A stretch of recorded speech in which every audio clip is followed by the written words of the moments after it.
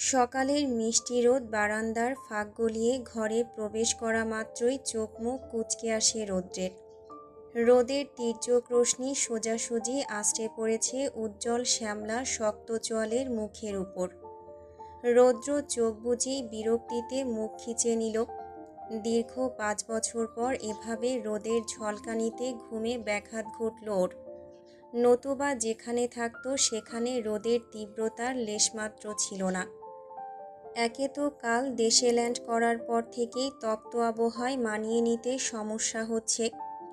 দীর্ঘ 5 বছর একই স্থানে থেকে সেখানকার ওয়েদারের সাথে মিশে গেছে রৌদ্র।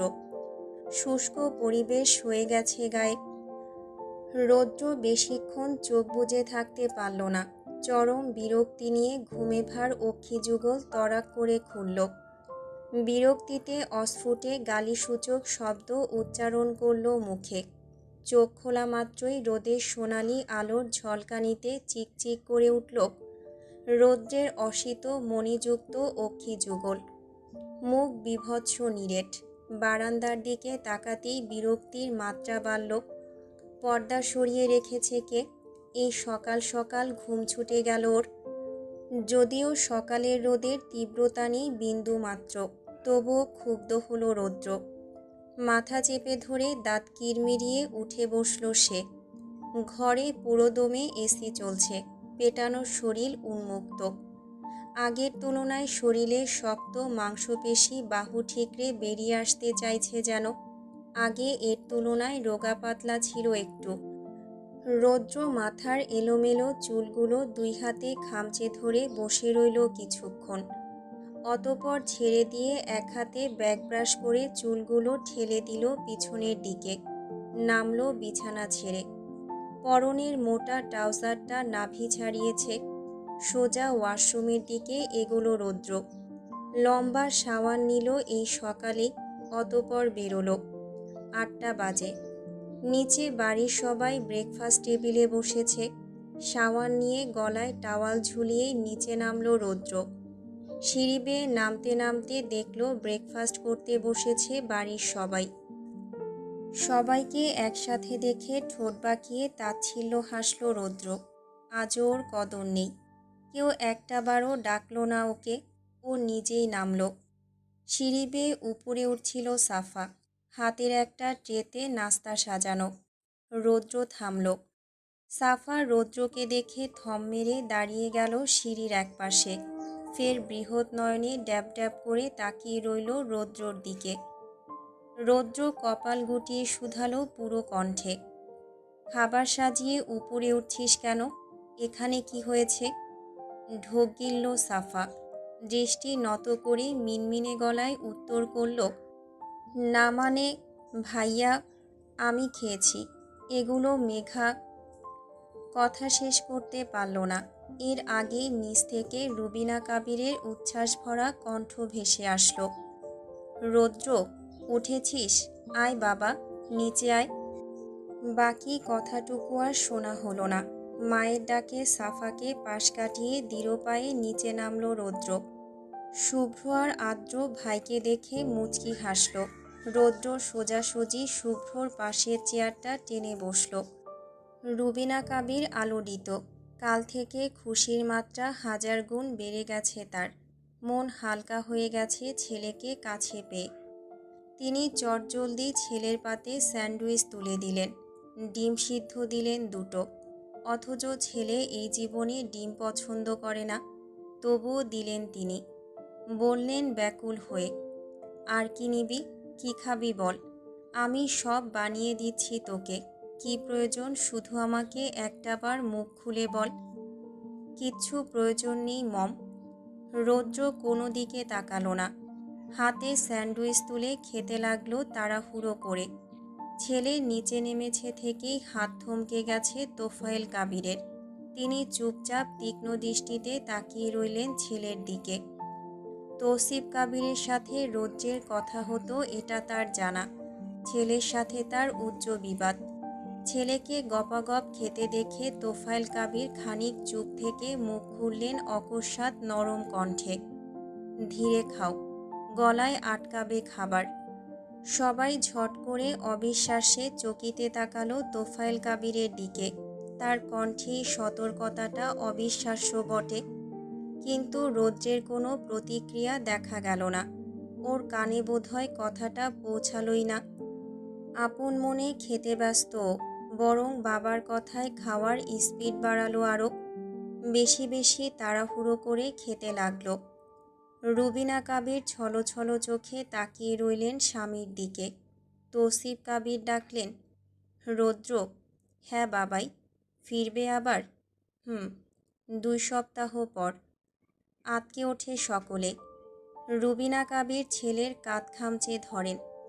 না, ও আর ফিরবে না, কোনো দিন ফিরবে না। ওখানে কেন ফিরবে? কে আছে ওর ওখানে? এখানেও আমার কেউ নেই মম, ভুলে যেও না। আমি তোমাদের কাছে মৃত। আমি জাস্ট আপুর জন্য এসেছি, আপুর কথা রাখতে এসেছি, এর বেশি আর কিচ্ছু নয়। মম বলছিস, আবার বলছিস এখানে তোর কেউ নেই। কি এক জেদ ধরে বসে আছিস 5 বছর ধরে। তুই আমাদের ছেলে, এটা ভুলে যাস না। রৌদ্র আর কথা বলে না। সিরাত মুখ খোলে। শান্ত হও মা, রৌদ্র কোথাও যাবে না, তুমি চুপ করো, নিশ্চিন্তে থাকো। আদ্রের খাওয়া শেষ। উঠে দাঁড়ালো ও। এখন বেরোবে ভার্সিটির উদ্দেশ্যে। ভার্সিটির ইংরেজি বিষয়ক লেকচারার আদ্রিয়ান কাবির আদ্র। পারিবারিক বিজনেসে সে নিজেও যোগ দেয়নি। সে নিজের পথ নিজে বেছে নিয়েছে। পারিবারিক বিজনেস সম্পূর্ণটা সামলায় শুভ্র। রৌদ্রের কথা তো বাদই, সে এক প্রকার হা ঘরে। আদ্র উঠে দাঁড়াতেই শাহিনা কাবির প্রশ্ন ছুড়লেন, ওরা দুটোতে আজকেও ভার্সিটিতে যাবে না? না মনি, ও এখনও সুস্থ হয়নি পুরোপুরি। কাল রাতে আবার জ্বর এসেছিল। টুকটুকিও যাবে না, সুস্থ হোক, তারপর দুজনে একসাথে যাবে। আমি যাচ্ছি। কথা শেষ করে আদ্র বেরোলো বাড়ি থেকে। সকাল গড়িয়ে সন্ধ্যা। রৌদ্র সে যে সকালে ব্রেকফাস্টের পর বাড়ি থেকে বেরিয়েছে, ফেরেনি এখনও। রাতের রান্নার তোড়জোড় চলছে কিচেনে। তোফায়েল কাবিরও নামছেন না নিচে, অফিসেও যাননি আজ। রুবিনা কাবির 2 কাপ চা করলেন। ড্রয়িং রুমে 1 কাপ চা দিলেন তৌসিফ কাবিরকে। আবার কিচেনে ঢুকে আরেক কাপ চা হাতে নিয়ে শাহিনা কাবিরের উদ্দেশ্যে বললেন, আমি একটু পরে উপরে যাচ্ছি আপা, চাটা গিয়ে দিয়ে আসি ওনাকে, উনি তো নামছেন না। শাহিনা কাবিরের নির্মল উত্তর, আচ্ছা যা। উপরে উঠলেন রুবিনা কাবির। ঘরে ঢুকে চোখ ঘুরিয়ে এদিক ওদিক তাকালেন। তোফায়েল কাবির ঘরে নেই। বারান্দায় পা বাড়ালেন তিনি। খোলা বারান্দায় ইজি চেয়ারে বসে আছেন তোফায়েল কাবির। পিছনের দিকে শরীর হেলিয়ে চুপটি করে চেয়ে আছেন সন্ধ্যার আকাশের পানে। রুবিনা কাবির নিজের উপস্থিতি জানান দিতে গলা খাকারি দিলেন। নড়ে চড়ে উঠলেন তোফায়েল কাবির। রুবিনা কাবির চায়ের কাপ এগিয়ে দিয়ে বললেন, ভাইজান একা একা বসে আছেন নিচে, আর আপনিও এখানে চুপচাপ বসে আছেন, নিচে চলুন। চায়ের কাপ হাতে নিয়ে উত্তর করলেন তোফায়েল কাবির, তুমি যাও। এখানে বসে থেকে কি করবেন? কিছু না, একা থাকতে দাও আমায়, যাও এখান থেকে। এত অনুশোচনায় দগ্ধ করবেন না নিজেকে। মোটেও আমি অনুশোচনায় নেই, দেখতেই পারছি, আর দেখিয়ে আসছি গত 5 বছর ধরে। রাগের মাথায় ছেলেকে খুঁচিয়ে দূরে সরিয়ে রেখেছিলেন। বারবার বলেছি ঠান্ডা মাথায় ছেলেকে দমন করুন। ছেলে এক রকচটা, তার থেকেও বড় রকচটা আপনি। বাপ ছেলের ক্ষুব্ধ অভিমানের জাতাকলে মাছ থেকে আমি পিষে মরছি শুধু। থামলেন রুবিনা কাবির, গলা ভেজা। আর কিছু বলতে গেলে কেঁদে ফেলবেন। তোফায়েল কাবির নির্বিকার, শুনেও কিছু বললেন না। রুবিনা কাবির চুপ থেকে নিজেকে সামলে নিয়ে আবার বললেন, এবার যদি আমার ছেলে আমার থেকে দূরে যায় তাহলে কিন্তু ভালো হবে না। খারাপ কিছু ঘটিয়ে ফেলবো আমি, বলে রাখলাম। রৌদ্রকে আর হারাতে পারবো না আমি। যে করেই হোক আমার ছেলেকে আমার কাছে বেঁধে দিন। ও বেপরোয়াপনা করুক, মাতলামো করুক, মারপিট করুক, যা খুশি তাই করুক, ও আমার ছেলে। আর আমার ছেলেকে আমি আর দূরে যেতে দেব না। 5 বছর সহ্য করেছি, আর করব না। কথাটা শুনে রাখুন। কথা শেষ করেই বারান্দা ঘর ছাড়লেন তিনি। প্রস্থান করে নিচে নামলেন। আদ্র ভার্সিটি থেকে ফিরে বেরিয়েছে আবার। শুভ্র বাড়িতে নেই। সিরাত ঘরে বাচ্চা সামলাতে ব্যস্ত। আহিয়ান শ্বশুর বাড়িতে থাকলেও বড়লোক শ্বশুরদের ঘাড়ের উপর চেপে খায় না। নিজে একটা ভালো জব করে, বেতনও ভালো। 3 বছর আগে যখন নিজের বাড়ি থেকে সিরাতকে নিয়ে বেরিয়ে আসলো, তখন আলাদা করে একটা বাসা ভাড়া নিয়ে সেই বাসায় উঠেছিল। পারিবারিক বিজনেস থেকেও নিজেকে চ্যুত করে নিয়েছিল আহিয়ান। যেখানে সিরাতের কোনো স্থান নেই সেখানেও নিজেও থাকবে না। কিন্তু পরবর্তীতে তোফায়েল কাবিরের জোরাজুরিতে এই বাড়িতে আসতে বাধ্য হয়েছে ওরা। সিরাতকে নিয়ে হসপিটালের চক্করে আহিয়ান 4 দিন অফিস থেকে ছুটি কাটিয়েছে। আজ অফিসে গেছে, ফেরেনি এখনও। বাচ্চাকে ঘুম পাড়াচ্ছে সিরাত। অমনি হুড়মুড়িয়ে ঘরে ঢুকলো সাফা। সিরাত চমকে ঠোঁটে আঙুল চেপে ইঙ্গিতে শব্দ করতে বারণ করল ওকে। অমনি চুপটি মেরে গেল সাফা। পা টিপে টিপে এগোতেই সিরাত ধীর কণ্ঠে বলল, ও কোথায়? ওকে একবার আমার ঘরে পাঠাতো। সাফা ফিসফিস করে বলল, ও তো ছাদে। একটু সেরেছি কি সারিনি। অমনি নাচতে নাচতে উঠেছে মেঘ। আমার ফোনটা এই ঘরে ফেলে গেছি, ওর ফোনে চার্জ নেই। আমারটা নিতে আসলাম আমি। সাফা এদিক ওদিক তাকালো, ফোনটা খুঁজলো চঞ্চল চোখে। বেডসাইড টেবিলের উপর ওর ফোনটা পেয়েই সেটা নিয়ে আবার ছুটতে উদ্যত হতেই সিরাত ভরাট কণ্ঠে আদেশের সুরে বলল, ওকে আমার ঘরে পাঠা। বলবি সিরাত আপু এক্ষুনি ডাকছে। না আসলে ওর খবর পরে করছি আমি। সাফা কোনো রকমে শুনে ছুটল ছাদের দিকে। ছাদের 2 দিকে 2টো বাল্ব জ্বলছে। আধার নেমেছে।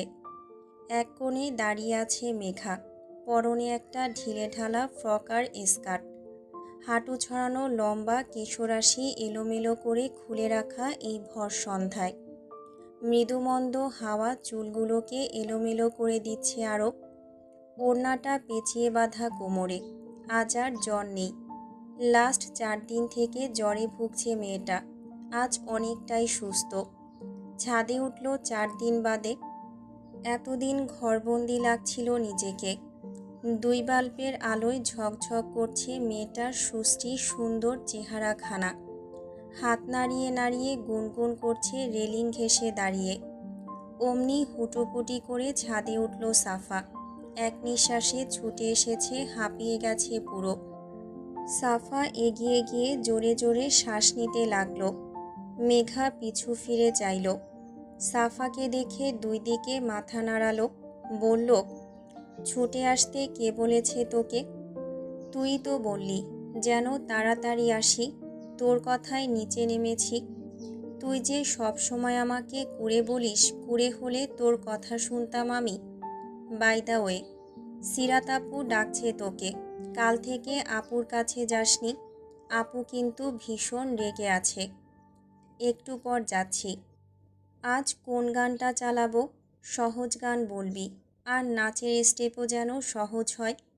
কঠিন স্টেপ ভুলে যাই আমি। মেঘা হেসে ফেলল। ফোনটা হাতে নিয়ে খুঁজে খুঁজে একটা গান বের করলো। সেটা চালিয়ে বলল, এটা সোজা আছে। আগে তুই একবার পুরো নাচের স্টেপগুলো দেখিয়ে দে। আমি ভালো করে দেখে নিই একবার, তারপর আমি শুরু করব। মেঘা তাই করল। সাফা ফোন হাতে নিয়ে গানটা ফের শুরু থেকে চালালো। পিছিয়ে আসলো মেঘাকে জায়গা ছেড়ে দিয়ে। মেঘা নাচে পারদর্শী, খুব সুন্দর নাচেও। ছোটবেলা থেকেই নাচ একটা শখ ছিল ওর। খুব সহজেই আয়ত্ত করতে পারে সবটা। শুভ্রর বিয়ের জন্য এখন থেকেই নাচ শেখাচ্ছে সাফাকে। কিন্তু এই ভেবলি ভুলে যায় সবটা। মেঘা ওকে যত শেখায় ততই ভুলে যায় এই মেয়ে। শুভ্রর বিয়ে হবে, অলরেডি এঙ্গেজ সে। সেই বিয়ের জন্যই নাচ শেখার তোড়জোড় চলছে এই দুইজনের মধ্যে। বিয়ের ডেটের কোনো হদিস নেই, আর এরা নাচ তুলতে ব্যস্ত। এমনিতেও সাফাকে নাচ না শেখালেও নিজে নিজে নৃত্য অনুশীলন করে মেঘা। এটা ওর আলাদা একটা শখ। সাফার হাতের ফোনটায় নির্মল সাউন্ডে গান বাজছে। তেরি মেরি গাল্লা হোগাই মাসুর, কারনা কাভি তো মুঝসে নাজরো সে দূর। গানের তালে তালে মুদ্রা মেলাচ্ছে মেঘা। এক পায়ে রিনিঝিনি একটা নূপুর, অন্য পায়েরটা নেই, হারিয়েছে কোথাও।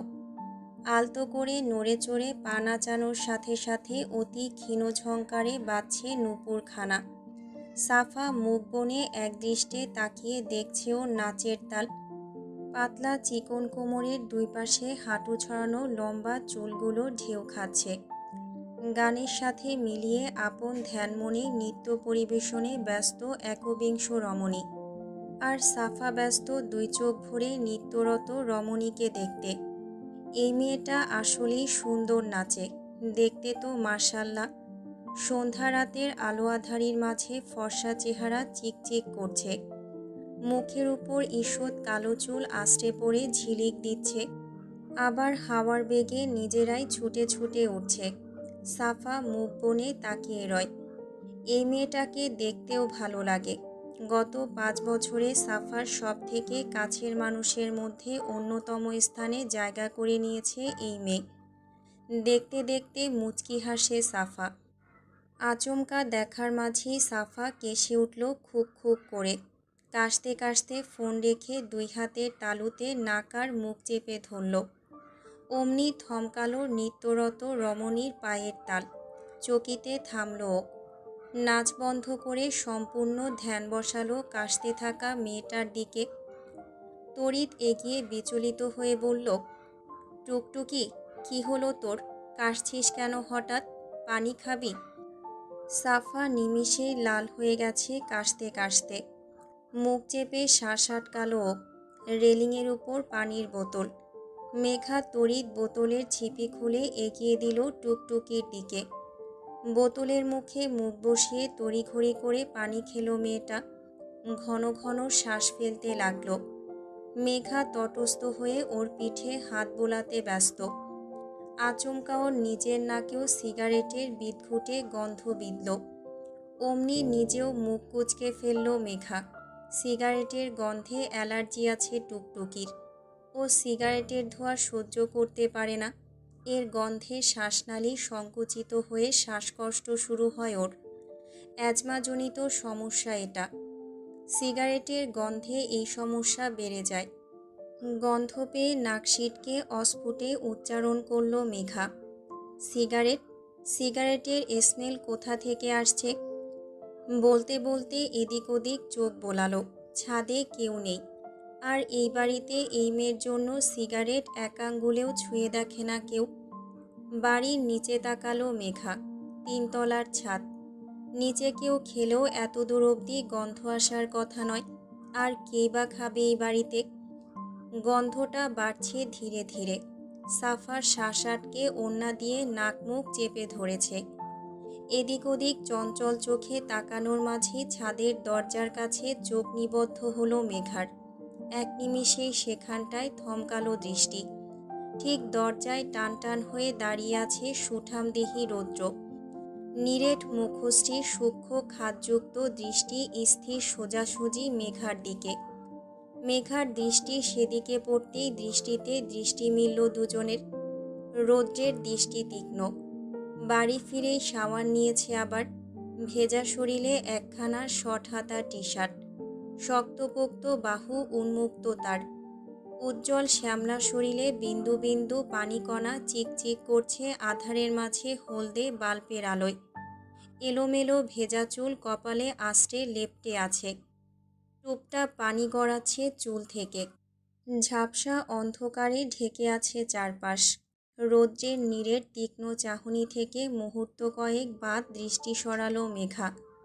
হাবভাবে এক বিন্দু পরিবর্তন আসলো না মেয়েটার। ও আগের ন্যায় উদ্বিগ্ন স্বরে শুধালো, টুকটুকি, ঠিক আছিস?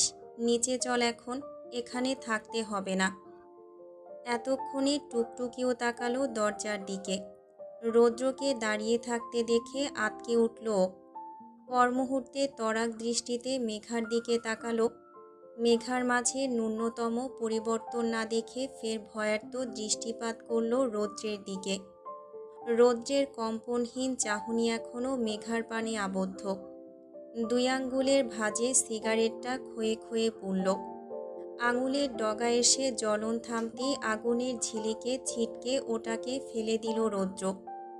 স্ফুলিঙ্গে পুড়ল আঙুলের ডগা।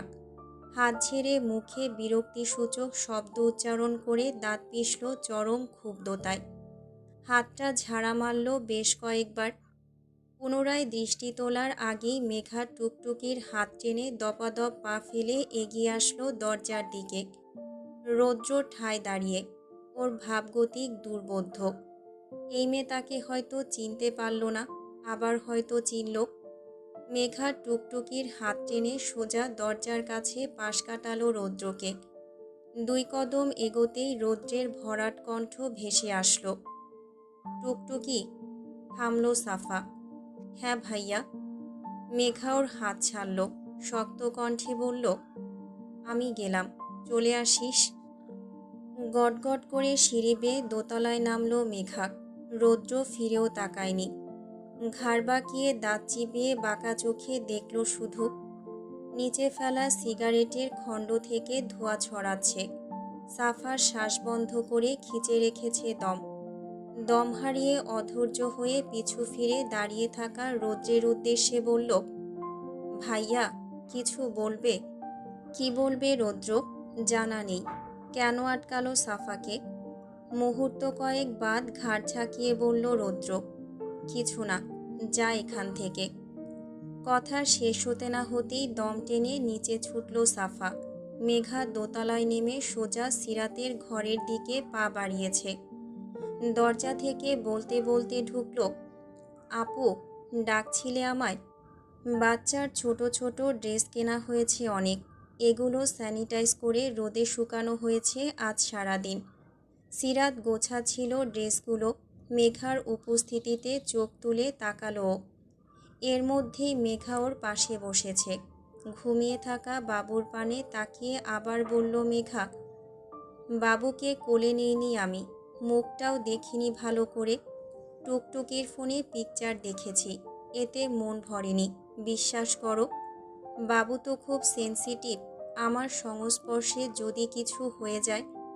তবে এখন জ্বর কমেছে আমার, কাল হতে হতেই আরও কমে যাবে। কাল কোলে নেব ওকে। তুমি রাগ করেছ আমার উপর? সিরাত শুধু দীর্ঘশ্বাস ফেলল। মেঘাকে সরু চোখে আগাগোড়া পরখ করল। গুছিয়ে রাখা কাপড়গুলো একপাশ করল। তারপর বলল, আমি কে তোর উপর রাগ করার? সরি আপুই, আই নো তুমি রাগ করে আছো। আচ্ছা রাগ ঝেড়ে ফেলো এখন। বলো তো বাবুর নাম কি রেখেছ? টুকটুকি বলল, কাল, ভুলে গেছি। রামিসা। সুন্দর নাম, কিন্তু তোমার বা জিজুর কারোর সাথেই তো মেলেনি। রৌদ্রের সাথে মিলেছে, ও নিজের নামের সাথে মিলিয়ে বাবুর নাম রেখেছে। কথাটা বলেই সিরাত চোখের তীক্ষ্ণতা বাড়ালো। দেখার চেষ্টা করল মেঘার প্রতিক্রিয়া। মেঘা নির্বিকার, প্রতিক্রিয়াহীন। ও কথাটা শুনে আর কিছুই বলল না। বাচ্চার দিকে একটু ঝুঁকে অনুমতি নেওয়ার স্বরে বলল, বাবুকে একটা চুমু খাই আপু। খা, পারমিশন নিচ্ছিস কেন? মেঘা টুপ করে চুমু খেলো রামিসার কপালে। অতঃপর উঠে দাঁড়ালো। বেরোতে বেরোতে বলল, আমি নিচে যাচ্ছি, খিদে পেয়েছে ভীষণ। সিরাত বাধা দিল না, বেরিয়ে গেল মেঘা। রাতে খাবার টেবিলে বসেছে কাবির পরিবারের সব সদস্য। রুবিনা কাবির আর শাহিনা কাবির খাবার বেড়ে দিতে ব্যস্ত। সাফা খাওয়ার মাঝে বকবক করার জন্য ঝাড়ি খেয়েছে শাহিনা কবিরের কাছে। অমনি চুপসে গেছে মেয়েটা, মুখ কালো করে খাচ্ছে। রৌদ্র নেই, সে বেরিয়েছে আবার। বাড়ি ফিরেও বাড়িতে আবদ্ধ হয়নি এখনো, হয়েছিলই বা কবে। রুবিনা কাবির বারবার সদর দরজার দিকে তাকাচ্ছেন।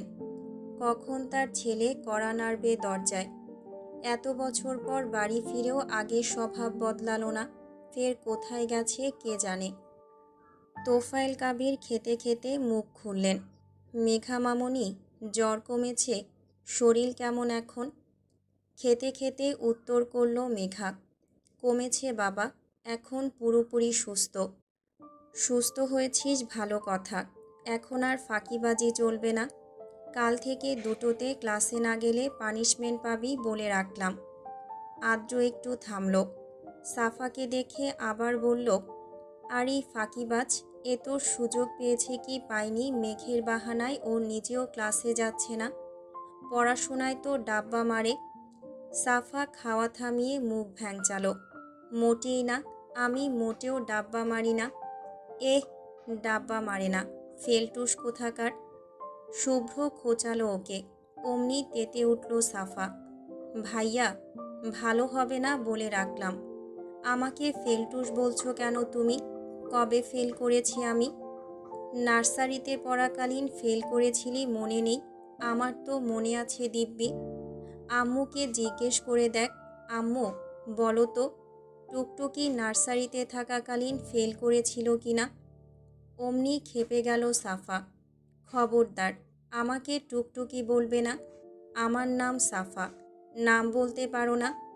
আমার বাপমা সুন্দর একটা নাম রেখেছে আমার।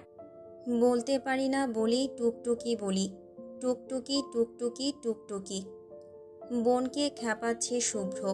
সাফা গাল ফুলিয়ে বলল, আম্মু, তোমার ছেলেকে ভালো হতে বলো। উফ, খাওয়ার মাঝে কি শুরু করলি আবার? তোরাই রোজ রোজ ঝগড়া করে একটু ক্লান্ত হোস না? আর তুই? ভাইয়া তো তোকে আদর করে টুকটুকি বলে, কতবার বলবো? নাক টেনে খাওয়ায় মনোযোগ দিল সাফা। তোফায়েল কাবির আর তৌসিফ কাবির ছেলে মেয়েদের খুনসুটি দেখে নীরবে হাসলেন। রুবিনা কাবির আর চুপ থাকতে পারলেন না। উদ্বিগ্ন হয়ে বললেন, আদ্র, ভাইকে একটা কল করে দেখ না, কোথায় আছে ও? এখনও ফিরছে না কেন? 10টা বাজতে চলল। এতদিন পর কোথায় গেছে একটু খোঁজ নিয়ে দেখ না। তার কথা শেষ হতেই মেঘা চেয়ার ছেড়ে উঠে দাঁড়ালো। আদ্র তড়িতে তাকালো ওর দিকে। মায়ের কথা উপেক্ষা করে মেঘাকে বলল, খাবি না আর? খাওয়া শেষ ভাইয়া, আর খেতে ইচ্ছে করছে না। বলেই হাত ধুয়ে নিল বেসিনে। রুবিনা কাবির উপর বিরক্তি প্রকাশ করলেন। খাওয়া দাওয়ার পাট চুকিয়ে যে যার ঘরে। বেশ কদিন ধরে ভার্সিটি যাওয়া হয়নি, কাল যেতে হবে। এই কয়দিনে সব পড়া জমে আছে, অনেক লেকচার মিস গেছে। আদ্র দুটোকেই ডেকেছে নিজের ঘরে। গত দিনগুলো লেকচার নিয়ে টুকটাক বুঝিয়েছে ওদের। ভার্সিটির প্রথম বর্ষের শেষ সময়, এই সময়টাতেই ক্লাস মিস গেছে।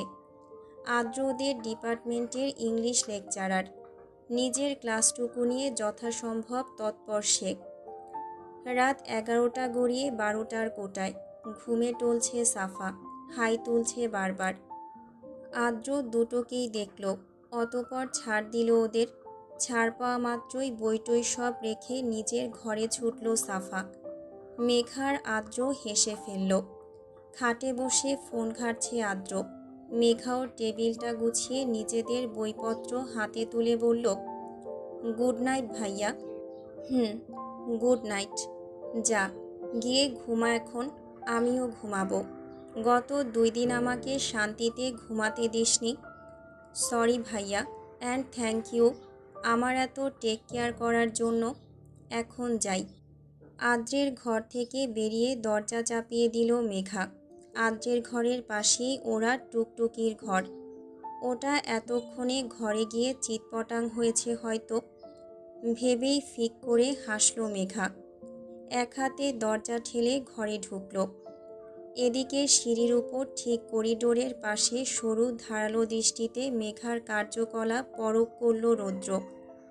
আদ্রের ঘর থেকে বের হওয়া থেকে শুরু করে পাশের ঘরে ঢোকা পর্যন্ত সবটা।